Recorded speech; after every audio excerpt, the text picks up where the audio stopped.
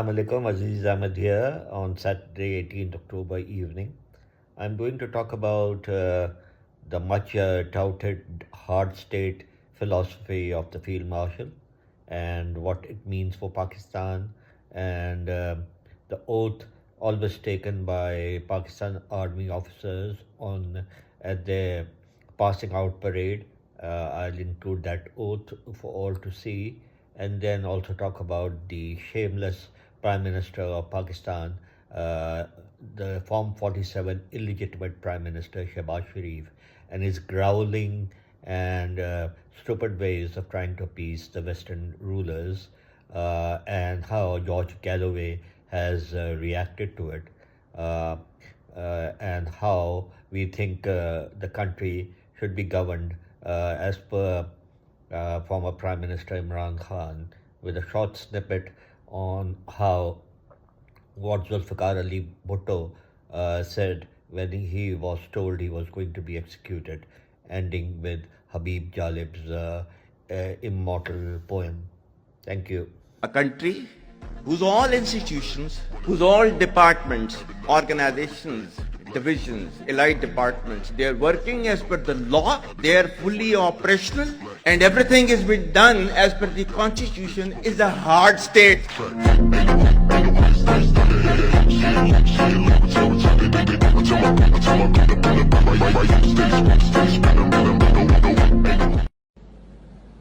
मैं सिद्ध के दिल से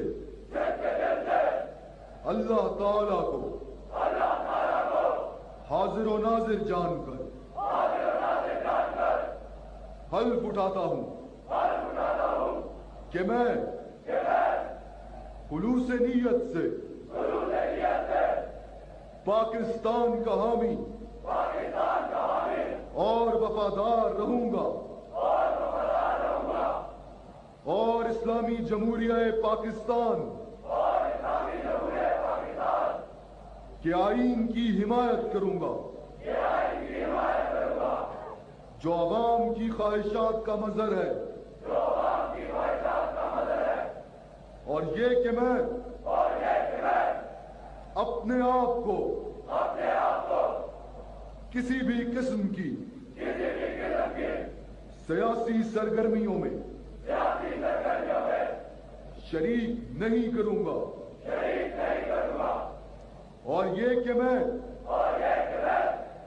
पाकिस्तान की बर्री फौज में रहकर पाकिस्तान की खिदमत ईमानदारी और वफादारी के साथ अंजाम दूंगा, और ये कि मैं बर्री, बहरी या फिजाई रास्ते से जहां भी जाने का हुक्म मिला जाऊंगा, और ये कि मैं अपने मुतय्यन अफसरान के कानून के मुताबिक दिए गए तमाम अहकामात की तकमील अपनी जान को दरपेश खतरात से बेनियाज होकर करूंगा। अल्लाह मेरा हामी पेश करती है। शहबाज शरीफ साहब, आप कौम के बिहाफ पे बात नहीं कर सकते। वजह यह है कि कौम ने आपको मुस्तरद किया है। आप आसिम मुनीर साहब के बिहाफ पे बात कर सकते हैं क्योंकि उन्होंने आपको मुंतखब किया है। कौम ने आपको मुस्तरद किया, आपको वोट नहीं डाले, लिहाजा आप कौम के बिहाफ पे कोई बात ना करें कि मैं कौम के हवाले से ये बात कर रहा हूं। कौम किस बात पे खराज तहसीन पेश कर रही है, जरा चंद चीजें मैं आपके सामने रख देता हूं। क्या कौम 9 मई पर खराज तहसीन पेश कर रही है या 26 नवंबर पर? साने मुरीदके पे खराज तहसीन पेश कर रही है या 8 फरवरी 2024 के इलेक्शन चोरी करने पर? जबरी गुमशुदगियों पर खराज तहसीन पेश कर रही है या मईशत की मुकम्मल तबाही पर? जुल्म, जबर और फस्तायत पर खराज तहसीन पेश कर रही है या दहशत गर्दी में बेपनाह और खौफनाक इजाफे पर? गुर्बत और महंगाई में बेपनाह इजाफे पर या इद्दत जैसे घटिया केसों के ऊपर कौम खराज तहसीन पेश कर रही है? या फिर इसराइल के बारे में जो हमने पॉलिसी बदली है उस पर खराज तहसीन पेश कर रही है? पाकिस्तानियों के मुल्क छोड़कर जाने पर 30 लाख आदमी पाकिस्तान छोड़कर चला गया, या फिर सरमाया पाकिस्तान से लगातार बैरून मुल्क जाने पर खराज तहसीन पेश कर रही है? गंदम के स्कैंडल पर, या चीनी के स्कैंडल पर, या बढ़ते हुए ड्रोन हमलों पर और रोज गिरती हुई लाशों पर? किस चीज पर पाकिस्तान की कौम खराज तहसीन पेश कर रही है? शहबाज शरीफ साहब, पाकिस्तान के कई इलाकों को नो गो एरिया बना दिया गया है। 30 लाख पाकिस्तानियों ने मुल्क छोड़ दिया है। खित्ते में सबसे कम हमारी इनकम होती चली जा रही है। गुर्बत, पाकिस्तान आधा जो मुल्क है वो गुर्बत की लकीर के नीचे जा रहा है और दुनिया के बदतरीन पासपोर्ट की फहरिस्त में हम शामिल हो गए हैं। पाकिस्तान का एक मकबूल तरीन लीडर जो साबिक वजीर आजम है, उसको जेल में डालने पर कौम खराज तहसीन पेश कर रही है, या फिर अफगानिस्तान जैसे हमसाये से भी ताल्लुकात बिगाड़ने पर खराज तहसीन पेश कर रही है। अभी मैं एक खबर देख रहा था, जर्नलिस्ट ने उन्होंने क्लेम किया कि अफगानिस्तान ने भी पाकिस्तान के साथ खेलने से इनकार कर दिया। अब अंदाजा करें, पहले इंडिया नहीं खेलता था, अफगानिस्तान भी नहीं खेलता। यह पाकिस्तान की डिप्लोमेसी चल रही है, ये पाकिस्तान के हालात हैं। भाई, आप क्रिकेट के लिए पहले इंडिया की मिन्नतें करते थे, अब आप अफगानिस्तान की जाके मिन्नतें करें कि आओ जनाब हमने आपके साथ क्रिकेट खेलनी। और ये वो अफगानी हैं जिन्होंने पाकिस्तान के अंदर क्रिकेट खेल खेलकर सीखी है। ये पेशावर में खेलते रहे हमारे लड़कों के साथ, यही पाकिस्तान में इन्होंने क्रिकेट सीखी, यही ट्रेनिंग की, यही पल के बड़े हुए और अब क्रिकेट टीम बन गई। अब हम उस टीम के साथ भी नहीं खेल सकते। वजह क्या है? हमने अफगानिस्तान के साथ भी अपने ताल्लुकात बिगाड़ लिए। अशरफ गनी था और हामिद करजई था, उसके साथ भी ताल्लुकात खराब थे। तब आप तालिबान के साथ थे, अब तालिबान आ गए, अब आप उनके साथ हैं और तालिबान से आपके ताल्लुकात खराब है। आपने कसम खाई हुई है कि आपने हमेशा अफगानिस्तान में वो पॉलिसी रखनी है जो पाकिस्तान को लगातार नुकसान पहुंचाए, और आपने हमेशा अफगानिस्तान को अपना एक दुश्मन बना के रखना है। लगता तो ऐसी है, शायद इसी में हमारी एस्टेब्लिशमेंट की दिहाड़ियां लगती हैं, या इसी में हमारी एस्टेब्लिशमेंट की बका है कि यहां पे बदअमनी रहे, और जितनी बदअमनी रहेगी उतना ही शायद ये पैसा बनाते रहेंगे। शहबाज शरीफ साहब की तारीफें नाज़रीन अब आलमी सतह पे हो रही है। जो इन्होंने डोनाल्ड ट्रंप ने इनको बुलाया ना कि वो वाली बात बता जो तू बंद कमरे में कह रहा था, इधर आना जरा, तो ये बड़े खुश होकर वहां पे गए। उसने कहा वो बता जो बंद कमरे में कह रहा था, मुझे बड़ा मजा आया, फिर बोल। तो फिर शहबाज शरीफ साहब ने जो वहां बोला 28 सेकंड में, उन्होंने पूरा डब्बा ही पॉलिश का खत्म कर दिया। अब जॉर्ज गैलोवे वो कह रहे हैं जी कि ये बरतानिया के एक सहाफ़ी भी हैं, राइटर हैं और ब्रॉडकास्टर हैं, और एक पॉलिटिशियन है, एक पॉलिटिकल पार्टी भी है इनकी।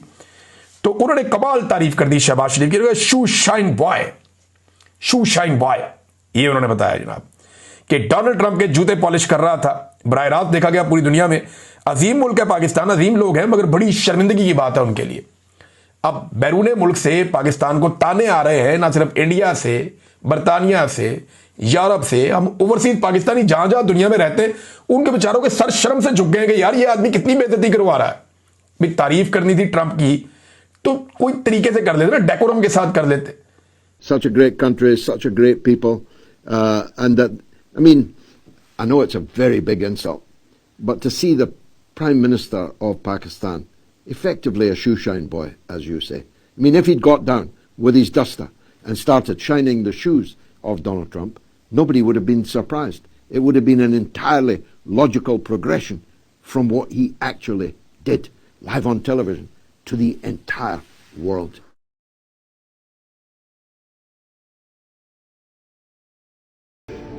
ये रिक्वेस्ट है, बाहर जाएं, स्टडी करें, दुनिया में जाएं, लेकिन अपने ज़हन में ये डालें कि आपकी जिम्मेदारी पाकिस्तान है। आपने आना है वापस इस मुल्क में। आपने जितनी भी नॉलेज लेनी है, ये नॉलेज अल्लाह की तरफ से आपके लिए एक तोहफा है, एक नेमत है। उससे आपने माशरे के लिए क्या करना है, और अपने आप को सब आप लीडर समझें, क्योंकि लीडर वो होता है जो मुखलिस होता है। लीडर होता है जो यूनाइट करता है, डिवाइड नहीं करता। लीडर होता है जो लीड करता है। लीडर होता है जो कि बड़ी ख्वाब दिखाता है लोगों को, और फिर खुद लीड बाय एग्जाम्पल करता है सारों को। और लीडर वो होता है जो सच्चा होता है। कभी झूठा आदमी लीडर नहीं बन सकता। चांद यहां ना निकला कर, हे चांद यहां ना निकला कर, बेनाम से सपने देखा कर। यहां उल्टी गंगा बहती है, इस देश में अंधे हाकिम हैं।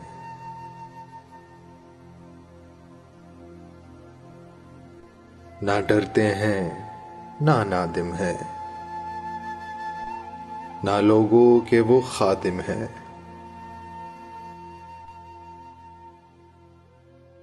यहाँ पे कारोबार बहुत,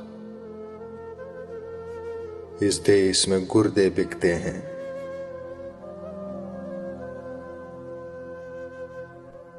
कुछ लोग है आलीशान बहुत, कुछ लोग है आलीशान बहुत, और कुछ का मकसद रोटी है।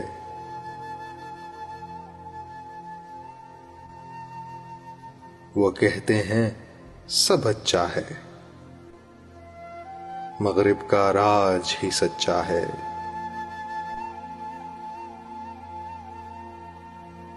ये देश है अंधे लोगों का, ए चांद यहां ना निकला कर, ए चांद यहां ना निकला कर।